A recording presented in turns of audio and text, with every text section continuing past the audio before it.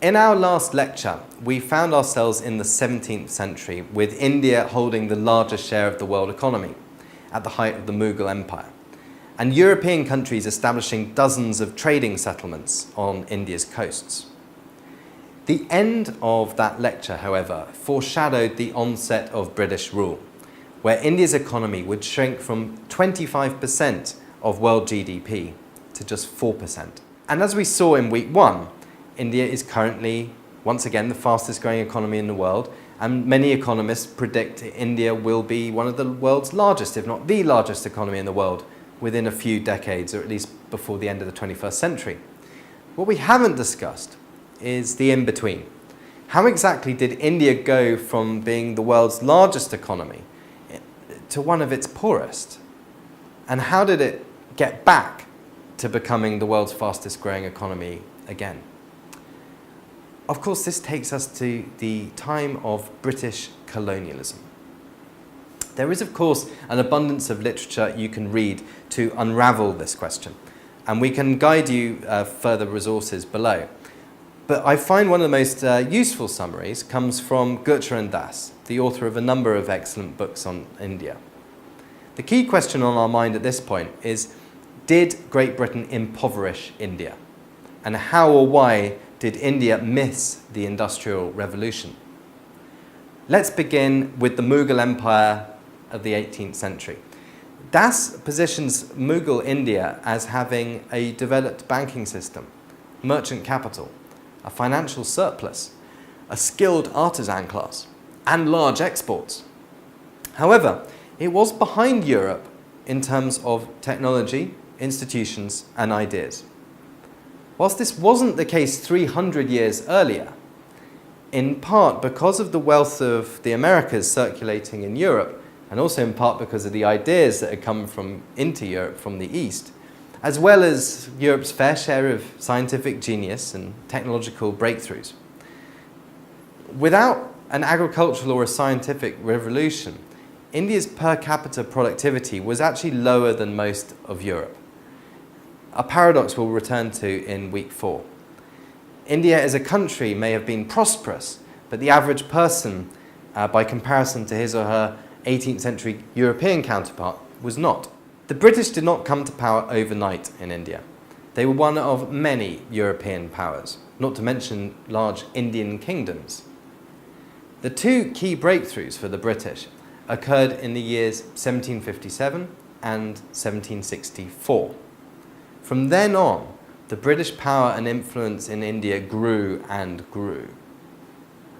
It must also be remembered that while we say the British, we really mean the British East India Company, a corporation with shareholders headquartered in London, arguably one of the world's first multinational corporations. The 7 Years' War, arguably the First World War, with fighting going on in the Americas, in Europe, in Africa, even the Philippines, had brought tensions between the British and the French in Bengal, in northeast India. And they were absolutely at breaking point, on opposite sides. Under Robert Clive's leadership, the British beat the Nawab, the ruler of Bengal, and his French allies in the Battle of Plassey in 1757. This effectively made the British #1 power in this wealthy region of Bengal. Following a subsequent British victory in 1764 at the Battle of Buxar, the British East India Company gained the Divanship, the Mughal-mandated rule, of a huge swathe of northern and eastern India, about 1/8 of the Indian subcontinent. The British now had the ability to tax the locals and enforce their own rule on Indian people directly. Consequently, this part of India, and in the 200 years that followed, the rest of India, was increasingly governed for the interests of the British. Instead of shipping out gold and silver to buy Indian merchandise, the British could now raise local revenue through taxes and use this to buy local products. Capital that was previously leaving Britain to pay for its trade was now able to remain in Britain to help finance the early years of the Industrial Revolution. We could visit a number of theories as to what may have happened. but the outcomes are clear. India was soon only exporting raw materials, putting weavers and artisans out of work, who previously had sold their textiles to the British, their fellow Indians, and many others. Britain, home of the Industrial Revolution, powered by Lancashire textile mills, became an exporter of textiles and an importer of raw cotton from India. Under these trading terms, India's wealth was drained and capital transferred to Britain. The British enacted a number of other policies that accelerated this progress of impoverishment of India. For example, India's famous railways were made from steel bought from Britain. The finance for the railway expansion was guaranteed by the Indian taxpayer, and the highest paying jobs in the Indian railways, plus the pensions associated with them on retirement, went to British employees. From a longer term perspective, railways are a great example of the benefits of not being an early adopter. The British invented them first, and the technology soon arrived in America, which also had a huge railroad boom in the 1900s and 18th and 19th century. Then, of course, there is the British era Indian railway system. And all three of those railway networks, the British, the Americans, and the Indians, aren't exactly the most advanced in the world right now. Look at the people who came second. Look at the French, the Spanish, and their fast trains in Europe, and of course the bullet trains of Japan and China. India became poorer and poorer by comparison to its increasingly richer and richer colonial master. The most shocking consequence of the poverty and the uprooting of local institutions and practices were the famines, several of them claiming millions of lives, and over the period of British rule, tens of millions, maybe 30 million Indians died as a result of these famines. The last one of which was the Great Bengal Famine of 1943, in the middle of the Second World War. Using data from Angus Maddison and the World Bank, you can see that per capita growth, when you factor in population growth, from 1800 to 1950 in India was effectively zero. This captures the end of the colonial period, the time when India was now a very poor country by comparison to many other places in the world, not least Britain. Following independence from 1950 to 1980, Nehru's India did do slightly better, establishing the era of the License Raj following Soviet-inspired central economic planning, which was the fashion at the time. However, India, from a low base, still only grew at about 3.5% and achieved per capita growth about 1.3%. Amazingly, this is known as the Hindu rate of growth by an economist here, although quite what it's got to do with religion, I don't know. You can make another clear distinction in India's economic growth trajectory from 1981 to 1990, a decade of growth rate of 5.6%, 3.5% per capita. And India at this time was making small steps to liberalise. But following the First Gulf War and the oil price rocketing, 1991 proved to be the real turning point for the Indian economy, as the country suffered a massive balance of payments crisis. The liberalisation that followed that in 1991 meant that for the next decade, in the 90s, India's growth started to really accelerate, and it grew up to 6.2% on average per year. Following a brief slowdown, growth is now back up over 7%. The target is 8% and even 10%, which is what it was achieving in the middle of the 2000s. Most short, medium and long-term forecasts believe growth of 6 to 8% per annum is possible. That's equivalent to the Indian economy doubling every 10 years.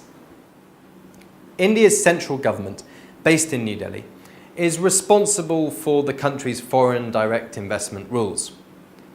For example, whether foreign companies need local partners, or what percentage of the shares of a company can be foreign owned. Sectors particularly successful at attracting foreign investment have included IT, telecommunications, real estate, and automotive manufacturing. However, State governments are also very important at the local level. They can provide tax breaks or help with land acquisition or guarantee and even subsidise electricity costs, all in order to encourage foreign investment, which means jobs for local people and eventually revenues for the state government too. Therefore, certain parts of India are more open to international business than others, or they have become hubs of certain activities due to their respective state governments' policies, the availability of land or power, and of course the skills that are found in the local area. The ease of doing business in India varies greatly from state to state. Let's give a few examples. Prime Minister Modi was Chief Minister of Gujarat for more than a decade. Gujarat has become famous for being investment friendly. In fact, in 2015, according to the Financial Times, Gujarat received more FDI than Shanghai region of China. Ford have invested $1 billion in establishing a state-of-the-art car manufacturing plant near Ahmedabad. Next door is the Indian Tata Motors, which relocated its huge Tata Nano operation piece by piece on the back of 3,340 trucks from the other side of India, following protests related to the land acquisition of their previous facility in Singur, West Bengal. Maharashtra, the state where Mumbai is situated, has recently hit the headlines for attracting iPhone assembler Foxconn to invest $5 to $10 billion in setting up manufacturing facilities. Maharashtra's second largest city, Pune, has long been considered the Oxford of the East due to the quality and quantity of its educational institutions. It's also now home to major international manufacturing operations, like those of Mercedes-Benz and GE. GE's so-called Brilliant Factory brings together automation, 3D printing, and is designed to make all kinds of products for a range of industries, from aviation to rail. GE recently won a Government of India contract to build 1,000 locomotives for the Indian Railways. In the south, Tamil Nadu has also become a major hub for manufacturing, with Ford and Daimler, BMW, Nissan, Hyundai and others, leading Chennai to be nicknamed the Detroit of the East. In Karnataka, where Bangalore is the state capital, huge investments have been made in IT and software, with almost every major US player from IBM to Microsoft to Twitter having development centres in the city. Telangana, India's newest state and home to Hyderabad, has also been very successful in attracting technology companies. The IT Minister K.T. Rama Rao recently hosted Tim Cook, CEO of Apple, who is setting up a 4,000-strong development centre there. Next door to Apple is Google's largest complex outside the United States, and nearby are Amazon and Microsoft R&D Centre, amongst others. I encourage you to watch the short speech K.T. Rama Rao gave during Tim Cook's visit to see just how Indian states increasingly compete with each other in the ease of doing business to encourage foreign as well as domestic investment to their states.